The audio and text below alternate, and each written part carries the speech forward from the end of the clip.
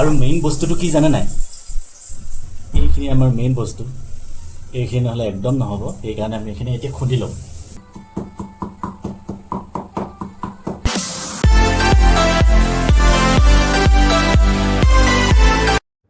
Hello' নমস্কাৰ প্ৰিয় বন্ধুসকল, আপোনালোক ভালে আছে নিশ্চয়। Welcome to my first YouTube blog. আজি আপোনালোকক বনাবলৈ শিকাম চাউথ ইণ্ডিয়ান ষ্টাইলৰ এটা টেষ্টি ৰেচিপি, মানে কুন্দুলিৰ লগত বাদামৰ গ্ৰেভি। ভিডিঅ'টো স্কিপ নকৰাকৈ শেষলৈকে চাওক। আৰু ৰেচিপিটো মই বনাম মোৰ এই ৰুমৰ এলেহুৱাজনৰ সৈতে, মানে এই মহাপুৰুষজনকো বনাবলৈ শিকাম আৰু লগতে আপোনালোকেও শিকি ল'ব পাৰিব। ৰেচিপিটোৰ বাবে লাগিব আমাক কেইটামান কুন্দুলি, আৰু কুন্দুলিকেইটা আমি এনেদৰে পৰিষ্কাৰ পানীত ধুই লৈছোঁ। আৰু লগতে লাগিব 50 গ্ৰামমান বাদাম।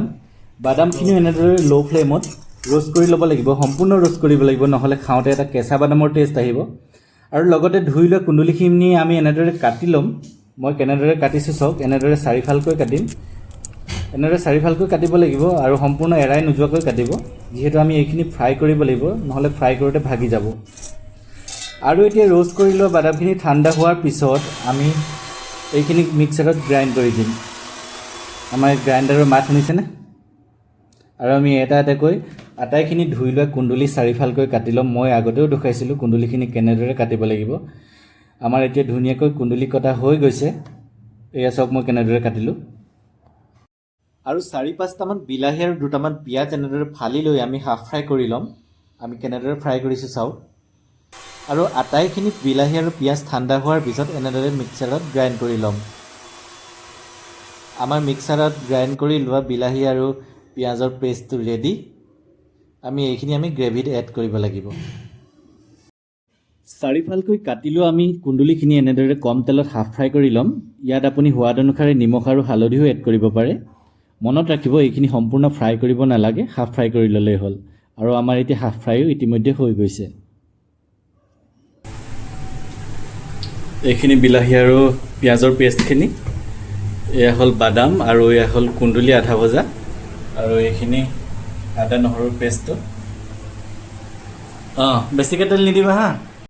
মিহিকৈ কাটি লোৱা পিঁয়াজখিনি গৰম তেলত এনেকৈ ৰঙচুৱাকৈ ভাজি ল'ম, আৰু লগতে আদা আৰু নহৰু পেষ্টটো সমানে ভাজিম।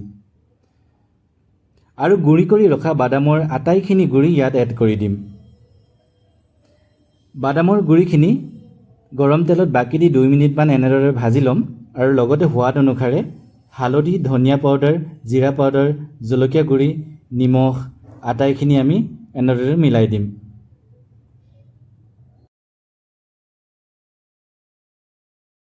মিক্সাৰত গ্ৰাইণ্ড কৰি ৰখা আটাইখিনি বিলাহী আৰু পিঁয়াজৰ পেষ্ট আমি ইয়াত এনেদৰে মিলাই দিম। আটাইখিনি বস্তু এনেদৰে মিলাই লোৱাৰ পিছত আমি 5 মিনিটমান এনেদৰে ভাজি থাকিম। চাওকচোন গ্ৰেভিখন কিমান সুন্দৰ হৈছে দেখাত। আৰু আমি ফ্ৰাই কৰি ৰখা আটাইখিনি কুন্দুলি এতিয়া ইয়াত মিলাই এনেদৰে 10 মিনিটমান ভাজি ৰাখিম। আপোনালোকে ইয়াত 2 কাপ বা 3 কাপ গৰম পানী এড কৰি দিব। আৰু এয়া আমাৰ চাউথ ইণ্ডিয়ান ৰেচিপি কুন্দুলি আৰু বাদামৰ গ্ৰেভি ৰেডি। ভিডিঅ'টো চাই আপোনালোকে কেনে পালে লাইক আৰু কমেণ্টৰ জৰিয়তে জনাব। আজিলৈ ইমানেই, বাই বাই।